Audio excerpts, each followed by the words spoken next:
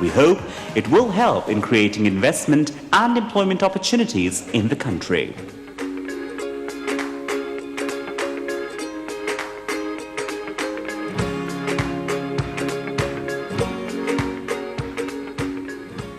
Ladies and gentlemen, please join me in welcoming our chief guest today, the Honorable Prime Minister of Pakistan, Mr. Imran Khan, for his keynote address. Welcome, sir.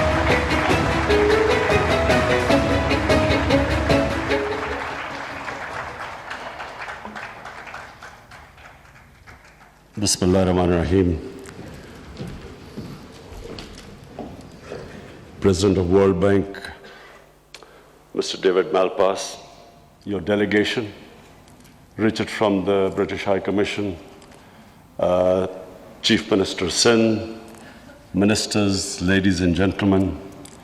First of all, I would like to commiserate with the families who have families of the victims of the Rahim Yar Khan train tragedy.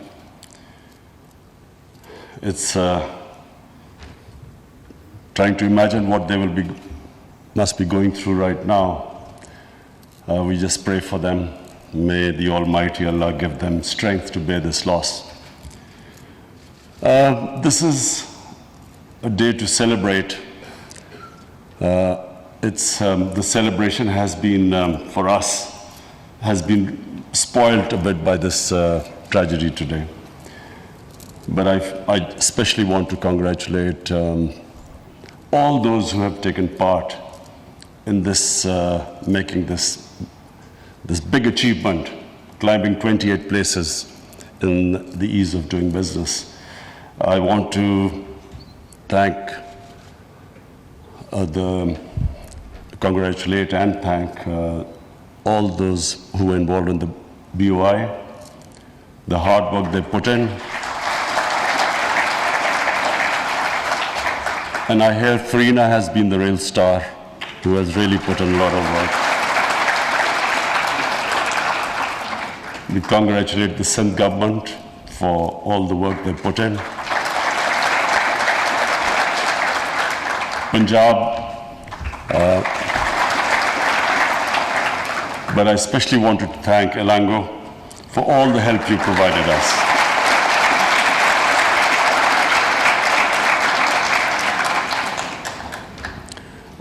David, let me just give you a brief history of Pakistan, because Pakistan and I are almost the same age.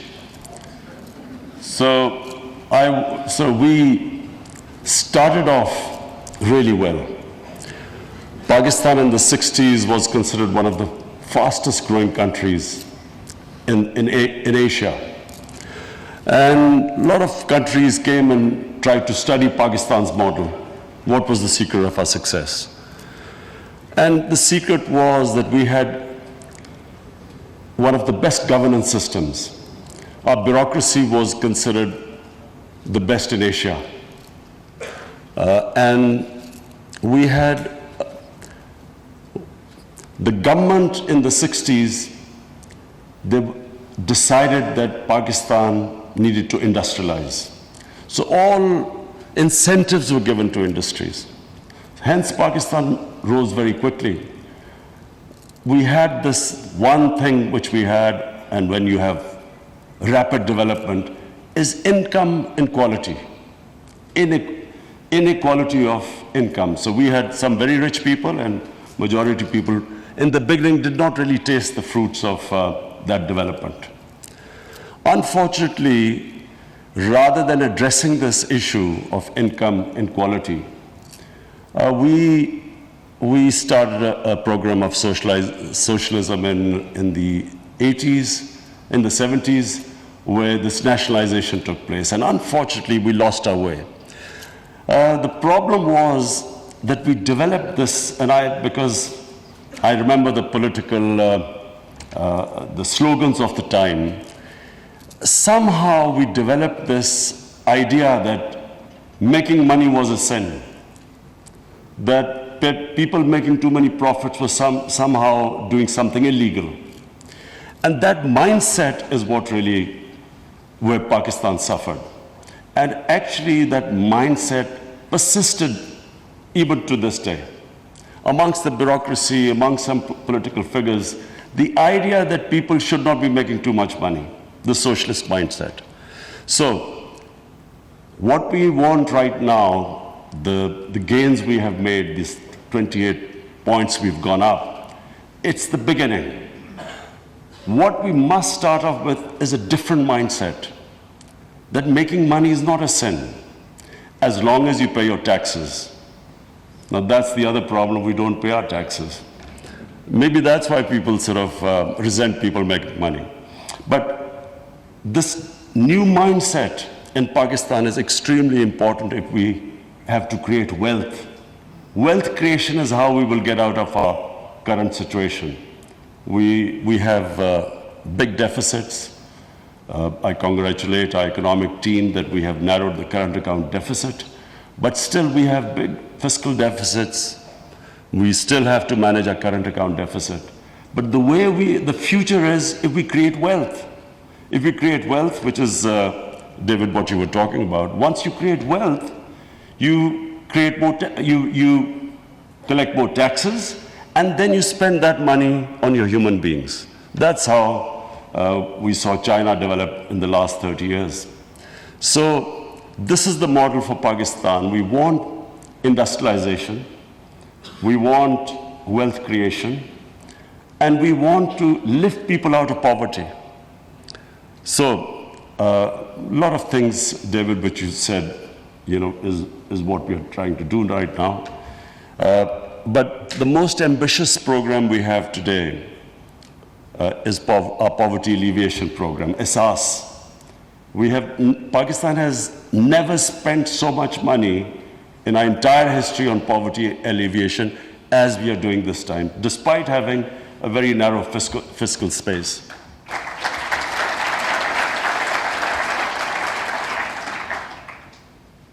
And so, as our Commerce Minister said, that the challenge is that we've reached the stage now, tomorrow morning, we start to make inroads, the challenges we face. There are certain short-term challenges, there are medium and long-term challenges. In my opinion, one of the biggest challenges we face is that we have a young population and we have to give them skills. We have to revamp the education system.